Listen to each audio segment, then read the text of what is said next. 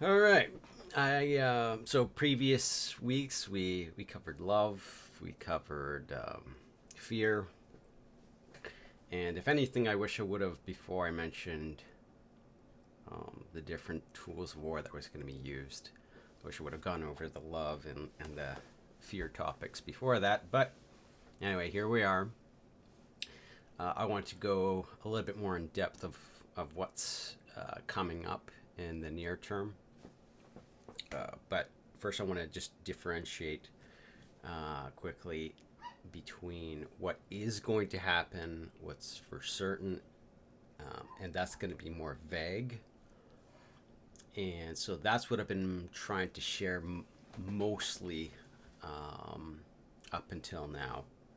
And then there's the overall strategy, and then on the tactical level, I guess you could say the micro strategies. Um, so this is my assessment. So I'll give you an example of. Well, first I'll what should I do first? I'll give an example of when I was wrong, or my assessment was incorrect, even though it still was part of the greater strategy, um, and it had no bearing on whether or not the strategy was working out. Is So part of the strategy is going back and forth, especially here in North America, both here in Canada and in the U.S. You'll have a term or two of Democrats in the U.S. or liberals up here in Canada, and then you'll have a term or two of um, conservative here in Canada or Republican down in the States. And those two aren't exactly synonymous, but we'll just go with it. The general gist of it is more, um, conservative or classical values versus more progressivism, I guess. And so each of that cycle has been pushing more and more to the extreme progressive side, such that, like for example, Donald Trump would have been considered Democrat just 10 years ago, um, in terms of his values and what he puts out there politically. So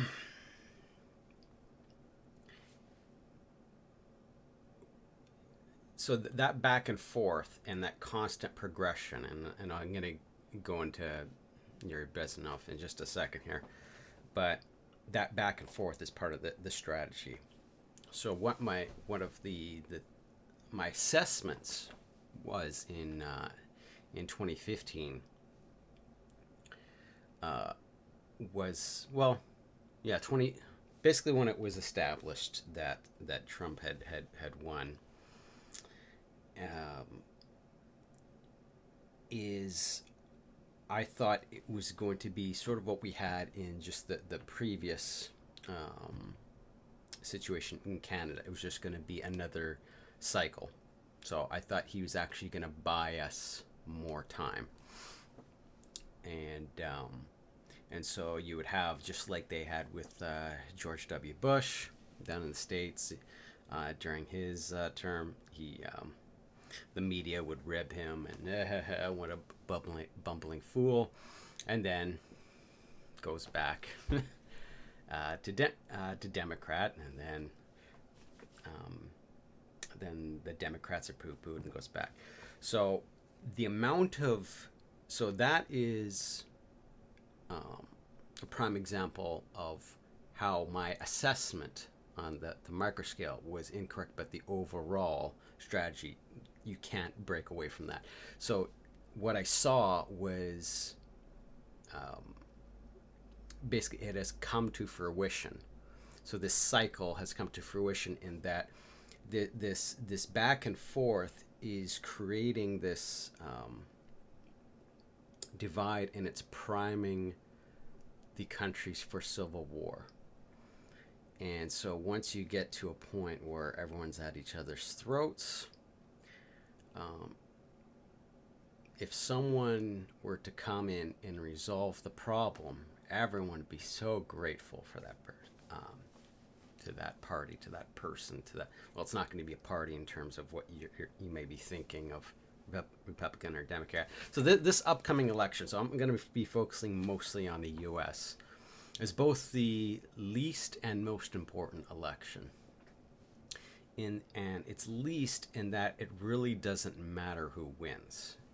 It's very likely going to be a Trump victory. So in terms of the strategy, what's going to be happening? Oh, so I'm going to address this here. What kind of war? So I mentioned some of the technology of war, that it's on the table, but that's not going to be the biggest cause for concern. The cause for concern is more in the Civil War. So if I was to say what kind of war, not what we're going to see, we're already seeing, and it's escalating. If I was to put into words, it would be the reversal of the French Revolution on a global scale.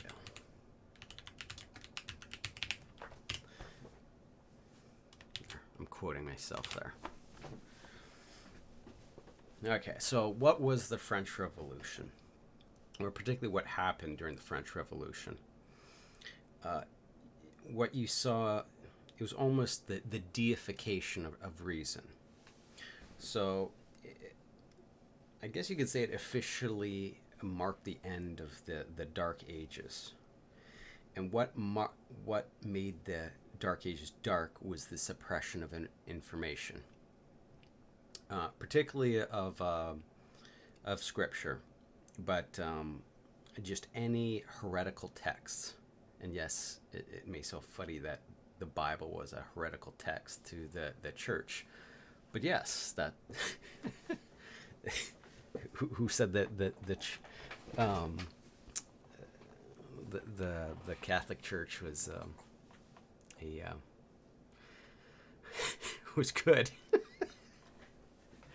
So, and I'm not demonizing any of you who are, part of a Roman Catholic denomination. I'm talking about the leadership of it. Anyway, so that the French Revolution dethroned and exiled the Pope, and so they tried to rebuild everything, try to just flip everything around. So they tried to remake the week. I think they tried to turn it into like a 10-day week. That I can't remember if she was a prostitute or whatnot, but they took some lady and said,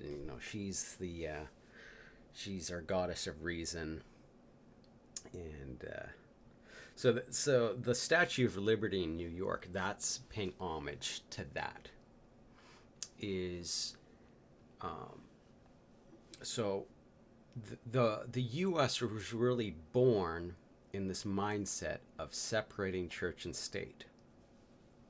So so when I say what we're seeing now in this war, the reversal of the French Revolution, instead of tearing down and solidifying the separation of church and state, with this corrupt church that was manipulating nations for over 1,200 years. Now what we're seeing is the reversal. How does that reversal work? Well, you have to get people so disgusted with the status quo, with how things are operating, that they cry out for help. And so what you're going to start seeing over the coming months, um, and especially over the next couple of years, is a growing resurgence in not just religion, but specifically the Catholic, the Roman Catholic religion. Um, and you're already seeing it right now. It's just open up to the Protestants with arms wide open, with arms wide open. Um, Sorry, I can't help myself. Uh,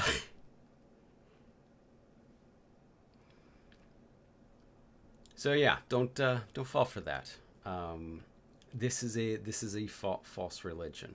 So this is what I've been trying to do, is set up little cells of friends, well, I'm not sure how many people I know internationally, but all across North America, at least that's my target market for the time being, is cells of friends. Because when you think of Christianity, you might be thinking, I'm not referring, like the Christianity that is going to be set up is going to be the one you probably have bad association with.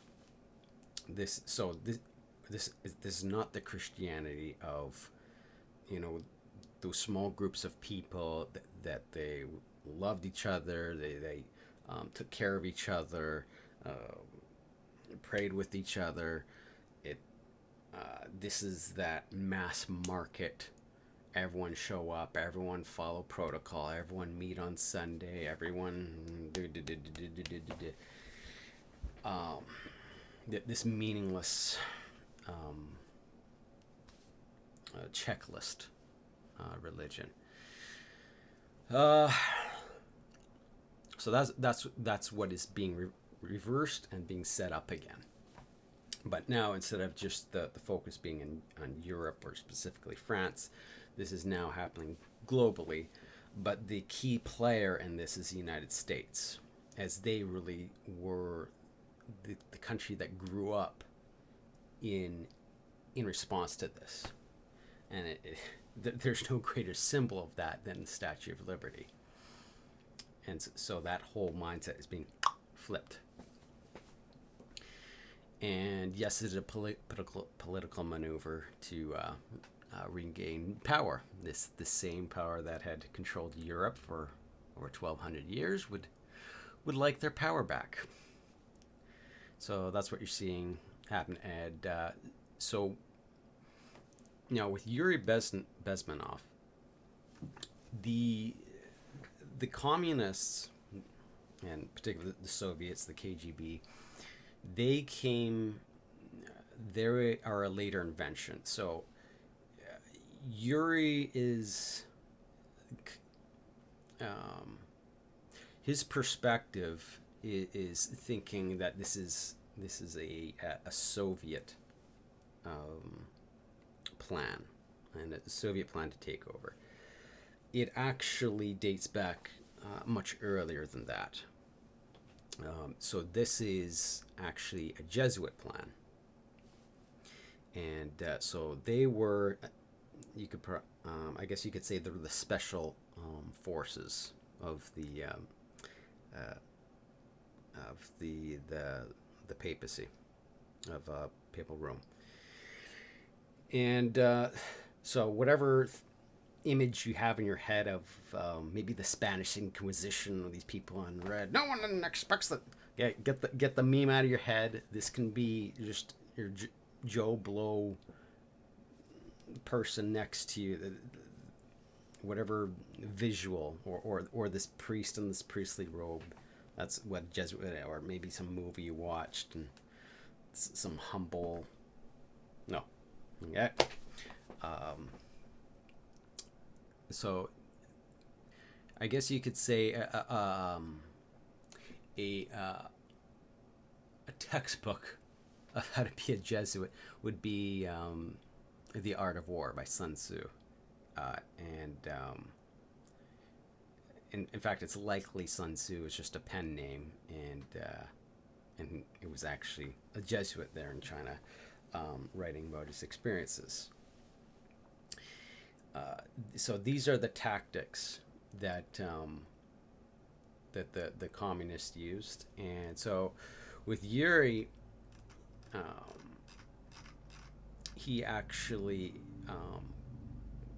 makes 4 good points, and I timestamped them in his video way back. And so I hear now that everything's lining up so perfectly with this, everyone is now coming up with their own assessment. So I can tell you where we are in the strategy. So this is where we are for sure. This is not my assessment, and then with my assessment, I'll tell you where I think we're going to be going in the next bit, and what I've been hearing. Also, actually, just a quick aside is, in terms of the timeline, for the normalization, the big reveal was, the last date I knew of was 2025. It was for the but the last, that information is from the 80s. So that timeline could, in fact, I hope it's been pushed up, because I don't want this crisis phase to go on for another 5 years. That would suck, because that big reveal is tying into that normalization phase. So the people think, oh, we're in the destabilization phase. I hear a bunch of people talking about this now. No, incorrect. We are now in the crisis phase. Demoralization had already, in fact, so when Yuri was talking about, we were already transitioning into the destabilization phase when he was talking about in the 80s. The demoralization had already was already well underway in the 60s. So that in terms of destabilization, instead of like getting, in terms of the infrastructure, especially information infrastructure, that really took place. The kind of kickoff for that was 2001, September 11th, 2001. So because of the panic of that event, it started allowing, that was the foot in the door, for all these security initiatives and monitoring, and the kind of the start of the erosion of people's rights. So if demoralization got people mentally ready, and just because we're in a later phase, that doesn't mean the previous ones had just like stopped. I mean, ever since then, the culture's been the society's been constantly demoralized, despite its transition to destabilization and then to crisis. So back in January, it's unsure if COVID would be, because I knew in 2019, around July, both the demoralization was well accomplished. People were in a mental state that they could have truth right in front of them, and they would still reject it. And destabilization was already well accomplished technology-wise. I mean, even in years prior, it was now more of just kind of on a legal level, getting more the foot in the door rather than on a technology level. We like Edward Snowden had, with his revelation, made it very clear just how much on a technology level the the infrastructure was established for the destabilization. Anyway, so January this year, I caught wind of what was going on in China. So I realized if this breaks out of there, that would be the thing that was needed, the push that was needed to start the crisis phase, to get people into the panic and basically to give up whatever rights they had left. So March comes around, or was it February, March, before the panic really got kicked. It became clear just how much the numbers were being gamed in terms of if it was a death, like it just, there's no other deaths being reported. If it was a death, it was a COVID death. Maybe a COVID death. Nope. Now it's definitely a COVID death. Comorbidities. Nope. It's COVID. And then just the scummy coverage from the media. If someone was suffering,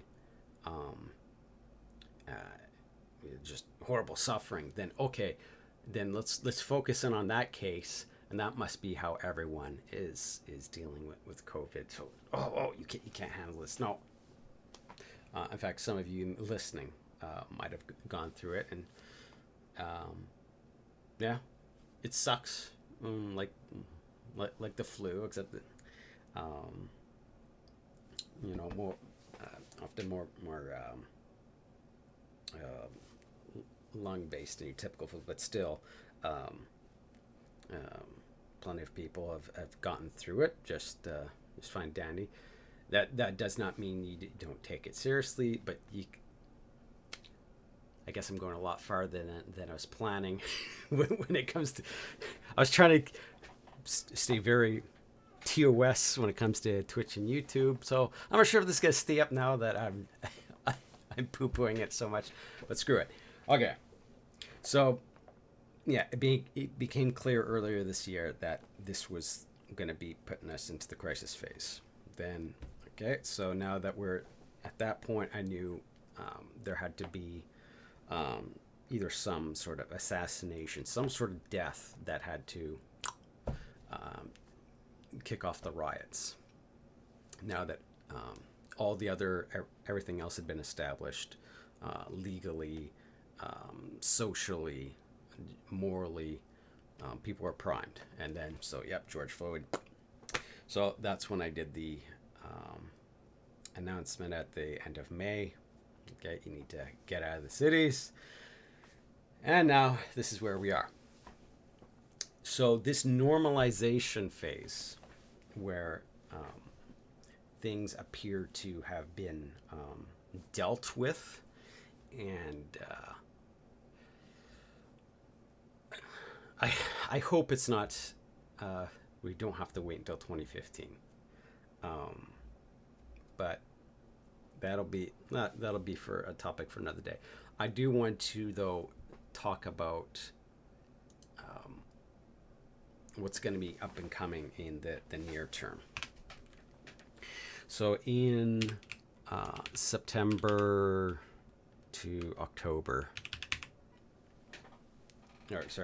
September, October, 2020, more rides. And if you're going to ask me,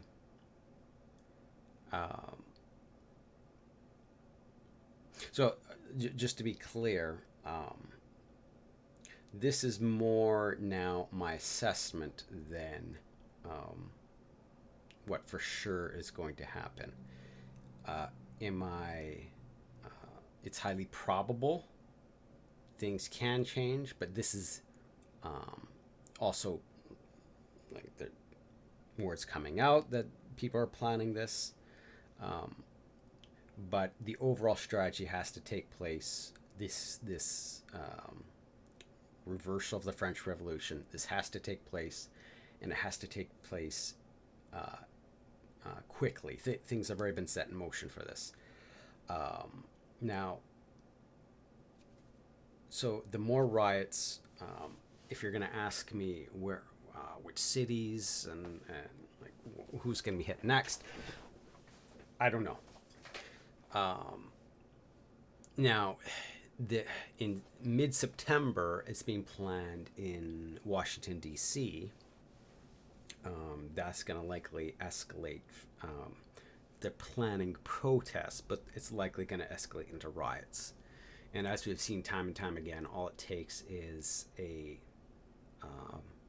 case of some drummed up sense of injustice that it gets people violent, and there we go, another riot.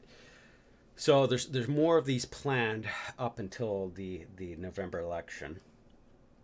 And now, regardless of the results of the election, so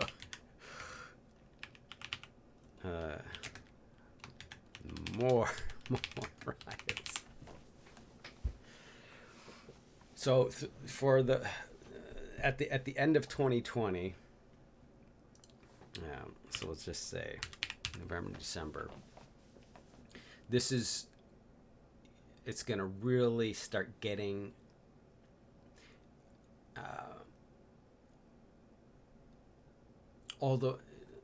because the election, it might be still disputed come December, but just due to it kind of being past tense, the idea of Democrat and Republican is going to start just fading away in comparison to people just wanting someone to fix this. Now, I hope that the next step, even there's still so much I don't want to just dump all kinds of this stuff out and compromise people's hopes. So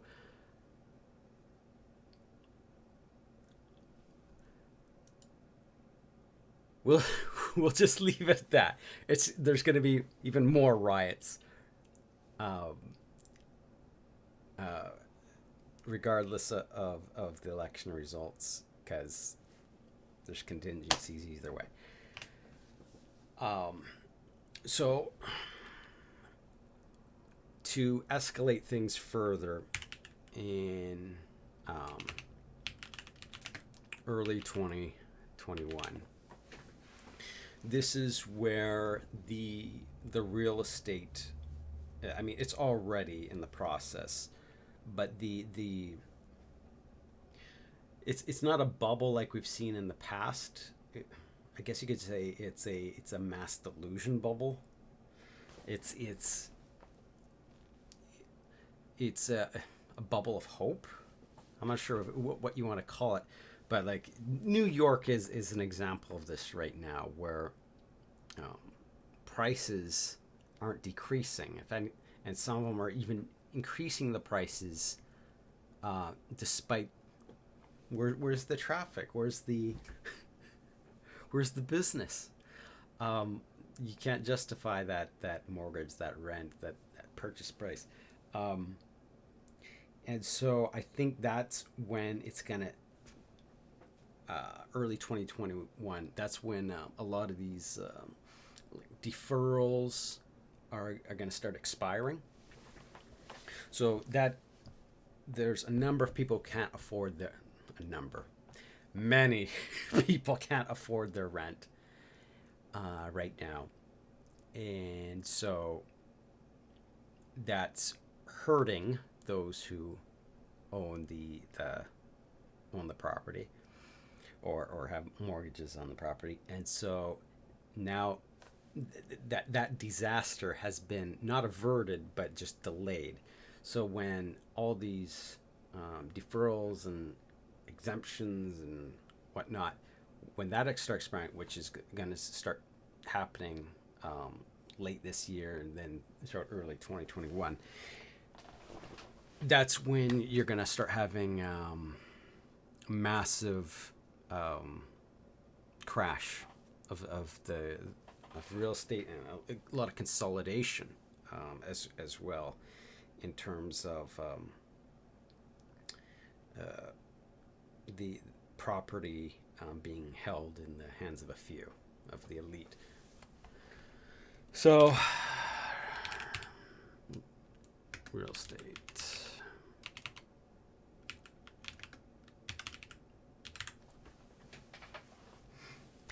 And I just want to notice one other assessment is so this is, again, I could be wrong, but whether or not I'm wrong or right, it still operates within the overall strategy. Is so for Donald Trump, I do not think he's part of the club. Generally, when you get into higher level politics, you have to be part of the club, and then it's just a huge game, and they're the ones in on the joke. So, because of the response, particularly from the media, it is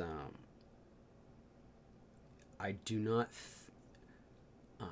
what is it, Jonathan Cahn, what was his book, just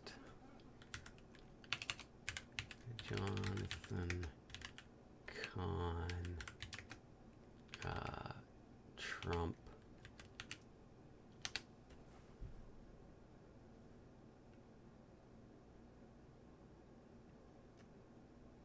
No, it wasn't the Oracle, but there. Jonathan Trump books. Nah, it's bugging me. Now I gotta find this out.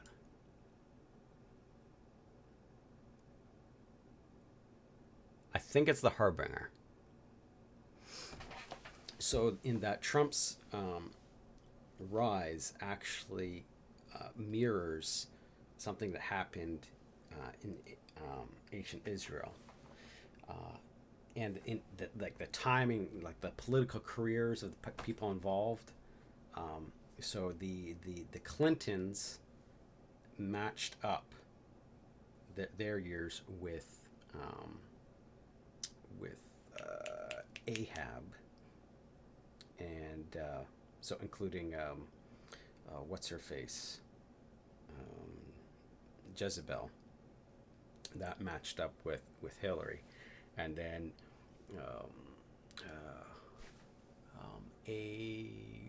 Jehu, yeah, he was a wild card. He wasn't especially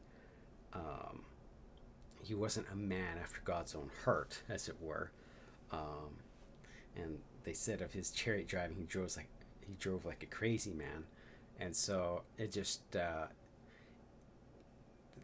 personality-wise, in terms of like bull in a china shop kind of Donald Trump, things match up very well, and so I don't think that Donald Trump is a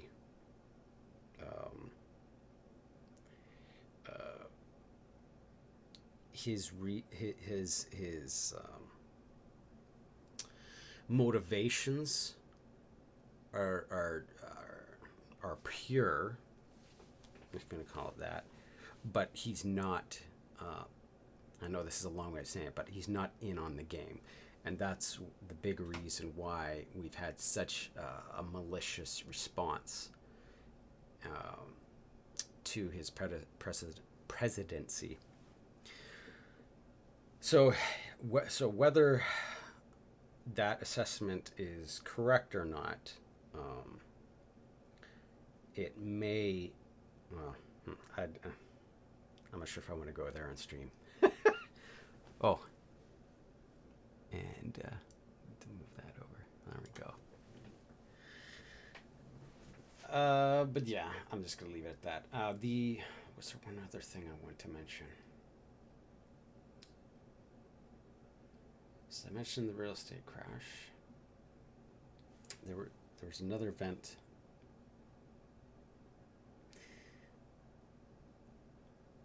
It's a lose me, so I'm just gonna have to save it for another stream. So yeah, that's the time. So this just makes it all the more. I'm just gonna have to drive it home one more time. Um, what what's your response to this? What do you need to do? Because if you are part of these riots, well, you're screwed. If you are trying to defend yourself against these riots, you're screwed. You're going to be another statistic. Just do not get involved with this. You're not defending America. You're not defending the future of America. You're not saving America, or whatever the case is, with getting involved in this. Do not get involved in this. This, what are there? It's Antifa or BLM or whatever. Don't get involved. There's no good at the end of that road. So how do you avoid all this? Well, where is this mostly taking place? Now they are starting to pop into some of the suburbs. So I did warn about that previously. The suburbs are safer, but that's the next place that they would go once, especially as well. Right now, the fight isn't over supplies. In the coming years, there will be more fights breaking out over supplies. Not necessarily globally, but especially in these heavy populated cities, in the urban environments, as supply lines globally start getting more and more interrupted.